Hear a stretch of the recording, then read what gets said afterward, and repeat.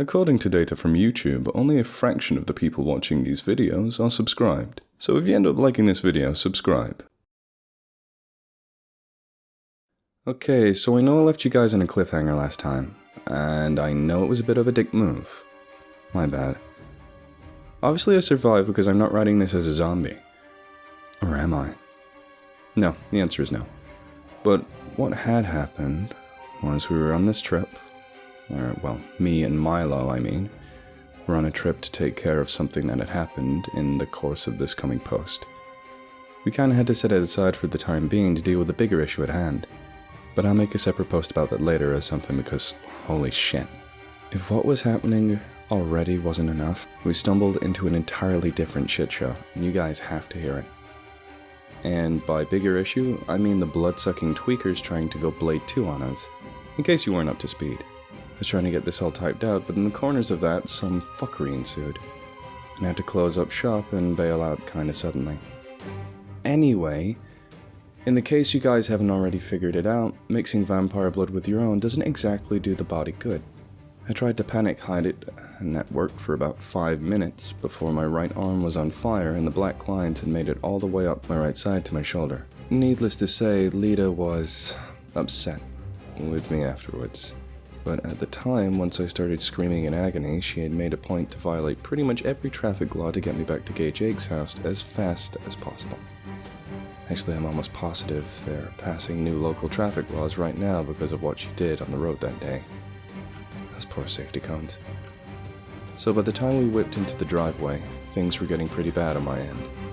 On the way, she managed to explain to me, over the blare of Dex's frantic rambling, that I had mixed blood with Morning Bitch, and that I was headed down Vampire Street pretty fast, and that if we didn't take care of it soon, that would be that.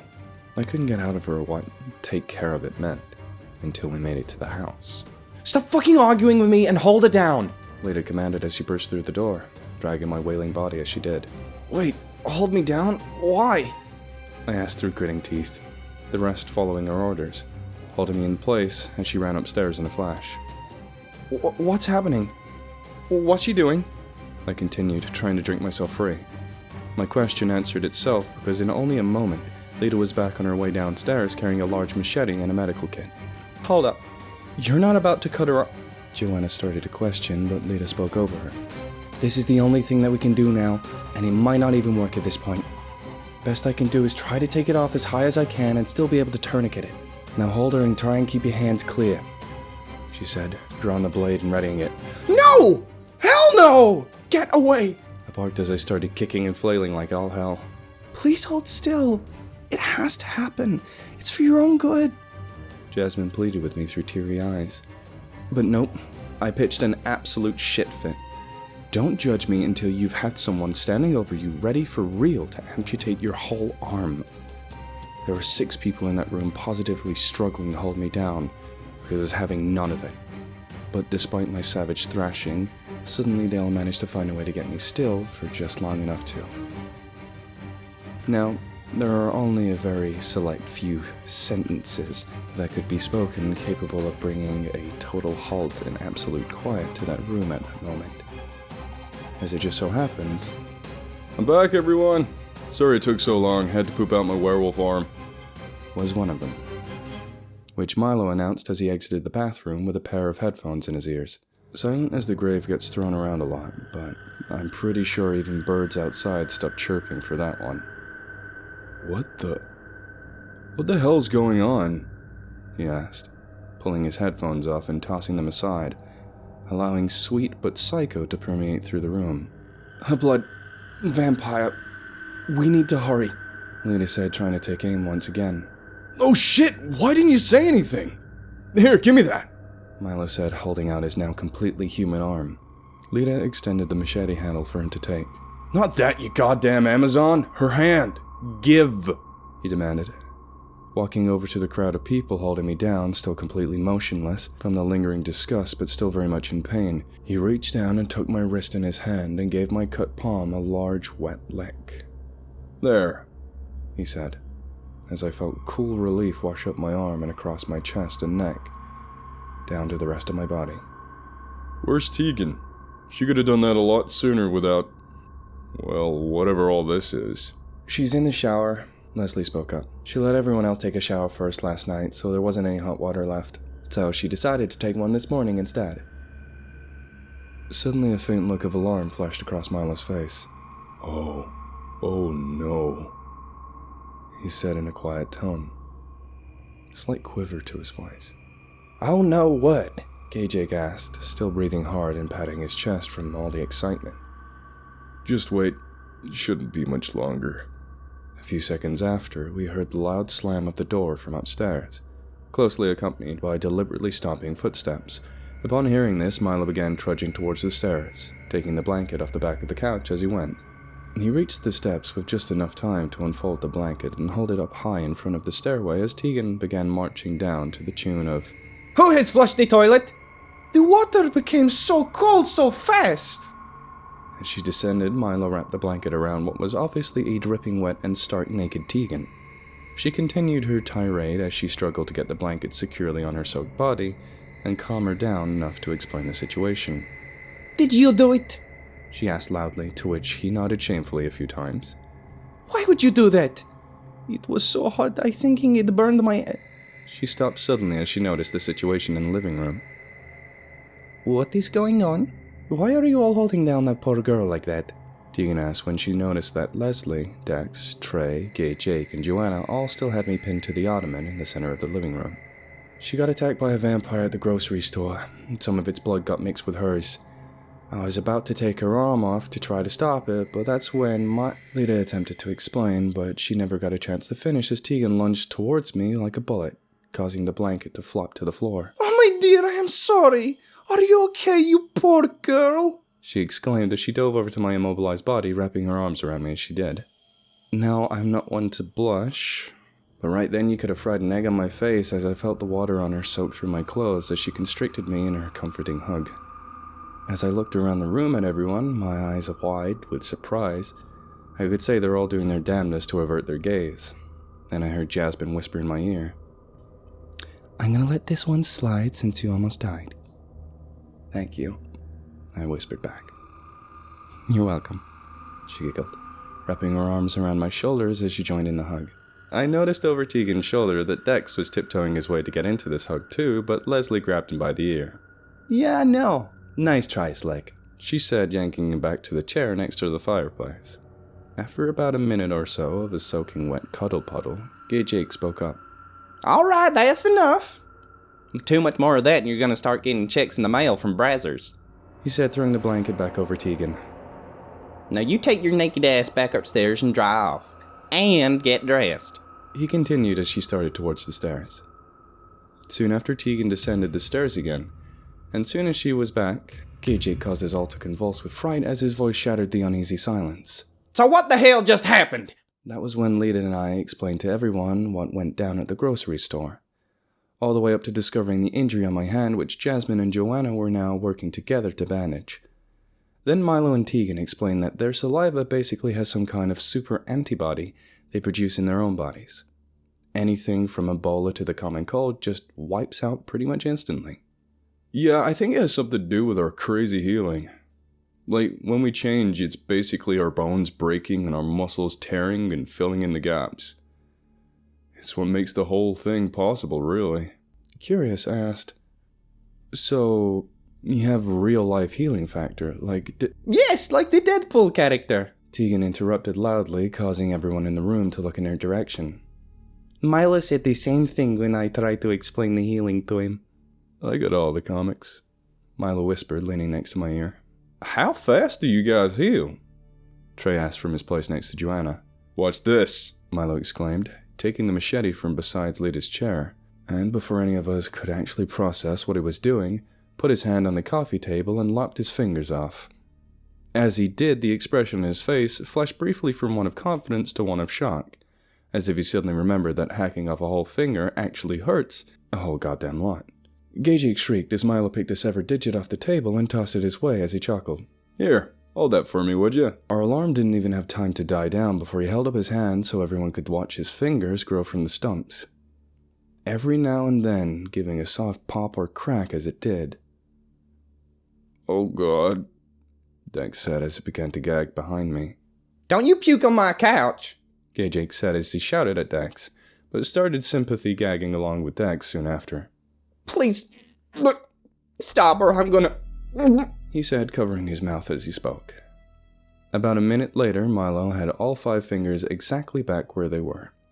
Everyone gathered around to inspect his freshly healed hand, pulling and poking and prodding as they did. It brought me back to the first night when everyone gathered around to marvel at the 2 towering beasts that they were at the time. At that point, it seemed like the near-death experience, blood loss, struggle to keep my arm, the almost amputation, the growing finger, and Dex and Gay Jake retching all seemed to hit me at once. I'm not feeling so hot, guys. I'm just gonna run to the can for a minute in case I hurl. I mumbled as I stood and made my way to the bathroom at the end of the house, away from all the noise and excitement. Alright, sugar, take your time. Gay Jake said softly. We're gonna go get these groceries in before the cold stuff starts to ruin. I wanted to offer to stay and help, but I could feel my stomach starting to do flips, and decided it was probably better to get to the bathroom before I dyed Gay Jake's carpet whatever color ended up coming out of me. I only just made it to the toilet before everything that was inside of me was out. After about 45 minutes or so of enjoying the cool, cold dark of the bathroom, I finally motivated myself to stand up off the floor and rejoin the group. As I walked down the hallway, I began to hear Milo and Gay Jake talking to one another, and then I heard my name come up. Lightening my steps, I stood just around the corner. Yeah, I know, eavesdropping is wrong. Shame on me. Anyway, I started to be able to make out what they were saying by then. Oh, baby, you can't let that get to you. She might have the attitude of the honey badger with a hemorrhoid, but the poor girl's had a hell of a hard time, Gay Jake said to Milo. I was about to whip around the corner and stop him right there, but the nagging sensation to know what other people say about us when we're not there got the best of me, and so I bit my lip and stayed hidden.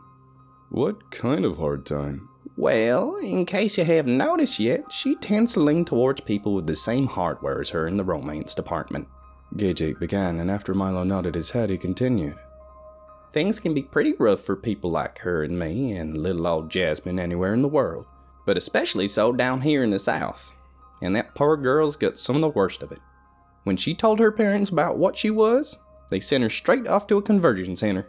And that ain't no place for anyone, never mind a 15-year-old girl. That's the place they try to make gay people straight with, like, Jesus and prayer and shit, right? Milo interjected. You got it, sugar, Gay Jake answered. But they can get a whole lot worse than that.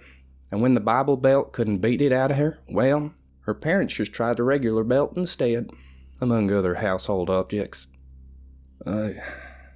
Jeez, Milo said under his breath. Oh, it don't end there. That's just where it started. After a few months of having new welts whipped on top of the old ones didn't make their teenage daughter any more interested in good old-fashioned penis, they threw her out in her ass. And that's about the moment she fell out of the frying pan, bounced off the concrete, and landed straight into the fire. It gets worse? It definitely gets more worse than that. Now, if you're a scared and hungry teenage girl on the street with nowhere to go, in a port in the storm, like they say, she eventually met a woman in her 20s who offered to take her in, and they started getting, well, close. That might sound a bit creepy by itself, but it don't end there. After a while, that woman started making her pay her way while she was staying at her house. Pay her way? Why does that not sound like she just did the dishes and took out the trash? Because that ain't the way she did, honey. I don't want to go into detail, but there's probably a lot of pictures and videos on that dark internet that she wouldn't be happy about you seeing. Gay Jake went on as I heard Milo take a slow, deep breath in response. And that's about the time I found her, not too awful far from here, trying to trade a stolen EBT card for cash, lip busted, one eye swollen almost shut. She looked a damn mess. What did you do? Milo interjected with a bit more enthusiasm this time. I told her I'd give her a choice. And if she wanted, I'd give her whatever she is asking for that credit card as long as she promised to give it back to its owner instead of me. Or she still gives the card back and I take her back home with me where she'd be allowed to stay as long as possible under the condition that she go back to school and don't steal shit no more. And what happened then? Milo asked, shifting noisily around in his seat. She told me to go fuck myself and threw a stick at me. I don't know what I was expecting to hear, but that sounds about right. So what did you do after that? Oh, I had the little shit arrested. That stick split my head wide open. But then after she sat in the tank to cool down for a while, I explained what the situation was to my cousin in the PD, then told her I'd get her out, but the same conditions still applied. She wasn't happy about it, but I did a damn fine job of convincing her that she was about to go to actual prison. I'm very persuasive. And she just went along with it. No fuss, no attitude. Oh God, no, child. That bitch was feral. She must have tore half this house down before she calmed down. Bless her little heart. But long story short, this is where she stayed all the way through college. Wow. I didn't have a clue, Milo began to say, but was cut short after the trip down memory lane and finally got me bawling like a kid. How dare. Get in here, you nosy little heathen. Come on, Jake said, inviting me into the room with them. Now you know better. I know. I'm sorry, I blathered between sobs. Then Milo started to stand up and walk towards me. Don't you laugh, I sniffled, trying to calm myself down. Then Milo did the most out-of-character thing imaginable. He hugged me. What are you doing? I said, squirming around in the awkward embrace. You better not be trying to put a kick sign on my back. I'd never do that. That's so mature, even for me, I said as I heard the sound of crinkling paper behind me. I'm just so proud of you, he continued, stepping back and holding something in his hand. When I asked him what it was, he opened it to reveal my knife, but with half the blade missing. It must have broke when Lita was bashing Morning Skank's brains in. You stabbed an actual vampire in the fucking face. That's pretty epic. Thanks, I said, wiping the snot and tears from my face on the sleeve. Oh, honey, tissues right here on the table where they've always been, Jake said in mild disgust. So, the leg, that cured me, right? I'm back to normal? I finally asked, having brought my sniffling down to a reasonable level. Well, sorta. It stopped it. But whatever it did do while it was doing what it did is gonna stay dead. Done. Stay done. So I started, but he cut me off. Probably gonna have a hell of a handshake from now on, he said, pointing to the wooden arm of the chair next to where I was being held down. It had been squeezed into splinters that jutted out in all directions. I looked down at my right hand and noticed for the first time that my fingernails had all turned to that color of off-black you see in buffalo horn and junk. Yeah, those are probably going to grow at some point from now on, so you're going to want to keep those trimmed. And you'll probably also have a newfound appreciation for blue steak. FYI, blue steak is where it's one step less than cooked rare, so it's basically cold and raw in the center, and he was right. It's pretty great. Jake then sent me back to my old room and told me to get cleaned up. Then he cooked us all dinner, and we'd figure out what to do next. As he left, he grabbed Milo by the arm and said, "Go with me, Jack Sparrow. I'm gonna need a strong man in the kitchen." Why does everyone keep saying that? I'm supposed to look like a gypsy, not a pirate, he complained as Jake dragged him along. As I turned around and started to head up the stairs to my old room, I noticed the balled up piece of paper and decided to see what kind of stupid shit Milo was about to tape to my back. Once I began to uncrinkle, the words written in black permanent marker lined themselves back up. I kick vampire ass, it said in terrible handwriting. Smiling, I neatly folded it back up and stuffed it into my pocket as I made my way up the stairs. That evening, as we all sat around the dining room table eating the pot roast that Jake and Milo worked all day on, much to Milo's chagrin, we discussed what we would do next. We didn't have our first breakthrough until someone made an offhand remark about how Joanna's friend was lucky he ended up not coming. The breakthrough was when she responded. Yeah, Dodged the bullet on that one. Just by the skin of his teeth, too. He waited until I showed him the spot where we were going on Google Maps, too. She trailed off as we began to stare at her intently. I mean, no. You guys don't think. How long did you know him before that? Leslie asked. A couple months.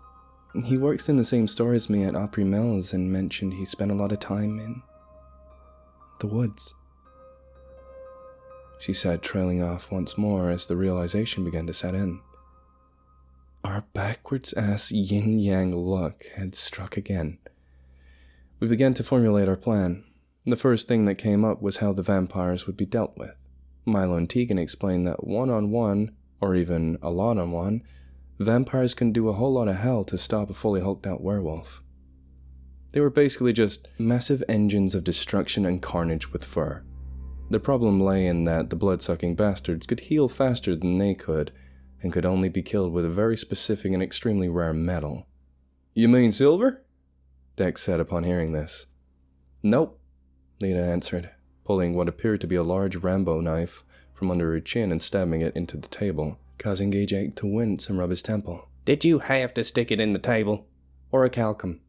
Everyone from the American United Association of Certified Vampire Control Technicians has some kind of weapon with that metal laminated into it. It's the only thing that hurts them permanently. There's only one place to get it, and only a few people can work with it, she went on. As we all examined it, we could see the perfectly straight, gold-colored lines that crisscrossed randomly over the steel surface. Lita went on to explain that each member of the thing has a weapon made especially for them once they join. Yeah, so what it looks like has to happen is if we can get them all into one place at one time somehow, me and Tegan can maul them to pieces and you guys can run behind us and put the kibosh on the leftovers. We'll have to keep moving to be sure none of them get away, so we can't do it all ourselves, Milo explained. So, Lita, how do we get more of those things? We go see the man that made this one, she answered, flicking the handle of the comically large piece of cutlery. I'm going to warn you, though. He's a real mean one. He's not someone you'd like to bump into on a cold, wet, rainy night, or at any point in time, to be honest. But he's about the best there is at what he does, so we're going to have to deal with it and take one for the cause. So we're going to need to figure out who's going to go. What do you mean, who's going to go? Trey spoke up. We can't just call him or email him or text him even? Nope. You gotta request these in person. No correspondence of any kind that leaves a record. You go, you make your request, he makes it whilst you wait, then you leave. What about paying the dude?